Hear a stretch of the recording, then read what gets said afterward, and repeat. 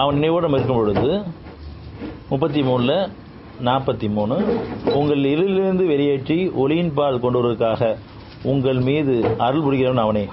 இன்னும் அவனுடைய வானவர்களும் அவ்வாறே. மேலும் அவன் நம்பிக்கையாளரிடம் மிக்க இருக்க முடியும். நம்ம இருளிலிருந்து ஒளிக்கு வர்றதுக்கு இந்த அவன் நினைவு அதிகம் தேவைப்படுது. இல்லைன்னு சொன்னால் ஒளியிலேருந்து இருளுக்குள்ளே போயிடும். மனசோடைய ஆரம்பிச்சிடும், கவலைப்பட ஆரம்பிச்சிடும், துக்கப்பட ஆரம்பிச்சிடும், மனசு பாரமாயிரும், மனசு வெந்து போயிடும், நொந்து போய் இதெல்லாம் வேறு வாழ்க்கையில் அனுபவப்பட்டவங்க தான். இப்போ மனசு எப்பயுமே சமானமாக இருக்கணும்னு சொன்னால் அவன் நினைவிலே வாழ வேண்டியது. அப்படி நினைவோடு வாழணும்னு சொன்னால் முதல் காலையிலே மாலை ஆரம்பிக்கும் பொழுது படிப்படியாக நம்ம மற்ற நேரங்களில் இரவு நேரங்களில் மொழி வரும் பொழுது அந்த கைகால் மூலத்தை கழுவிட்டு கொஞ்ச நேரம் அவனுடைய நினைவு இருக்க வேண்டியது. ஏன்னா முதல் நாள் நம்ம செஞ்ச பாவங்கள் எல்லாம் தூங்கி எதிர்ச்சோடனே நமக்கு எல்லாம் அறிவிக்க செய்வான். அதில் ஏதோ 1-2 நமக்கு அறிவிக்கப்படும் பொழுது எதிர்ச்சோடனே முகங்கள் கிட்ட உட்காரும்போது நேற்று நம்ம கோவப்பட்டுட்டோம், நேற்று நம்ம அவசரப்பட்டோம், நேற்று நம்ம தேவையில்லை பிரச்சனை பேசிகிட்டு இருந்தோம், என்னெல்லாம் தவறு பண்ணோமோ அவங்களுக்கு தனியாக அறிவிக்கப்படும் பொழுது அதை நம்ம அப்படியே ஏற்றுக்கணும். ஆமாம் இதெல்லாம் பண்ணிட்டேன், நீ மன்னிச்சிட்டு இருக்க, நீ மீட்டு கொடுத்துரு, திரும்பி இந்த காரியம் பார்த்துக்கும். இப்படி ஒவ்வொரு நாளும் நமக்கு அவனுடைய நினைவுகளை அதிகரிக்கிறதுக்கு ஒரு அழகான சூழ்நிலை இரவு நேரங்கள் நம்ம அமையுது. ஆனால் நம்ம தவற விட்டுரும்.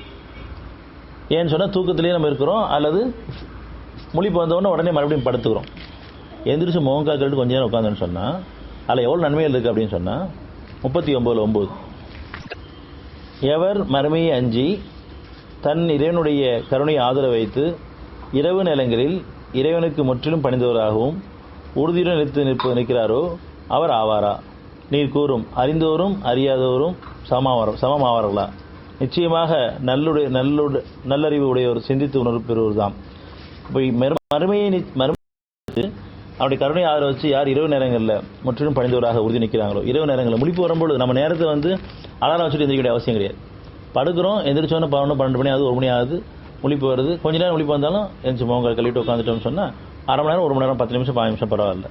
ஆனால் அல்லாட உதவி தேடிட்டு மறுபடியும் படுத்துட்டு மறுபடியும் தூங்கிடலாம். அந்த இரவு நேரங்களும் பயன்படுத்தணும். அப்படி பயன்படுத்துன்னு சொன்னால் நம்ம நன்மைக்கான வாய்ப்பு நிறைய இழந்துட்டு அர்த்தம்.